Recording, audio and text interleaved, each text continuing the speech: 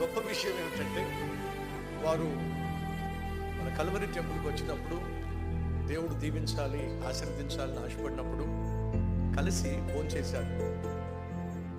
Chief minister అయిన తర్వాత Christmas సెలబ్రేషన్లో వారితో పాటు కలిసి నేను భోంచేశాను. భగవంతుడు ఇచ్చినటువంటి ఆశీర్వాదం పొందుకున్నప్పుడు మన వ్యక్తిత్వం మారకూడదు.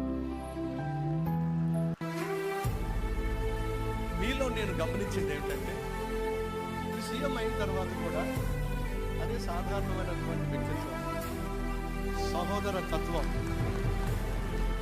అప్పుడు ఎలా ఉన్నారో ఇప్పుడు అలాగే ఉన్నారు. అది మీ వ్యక్తిత్వం తెలియజేస్తుంది. అంతకుముందు ఎలా పలకరించారో, ఎలా పలికారో ఇప్పుడు అలాగే పలకరిస్తున్నారు. ఆ భగవంతుడు బహుగా దీవించాలి. మనసు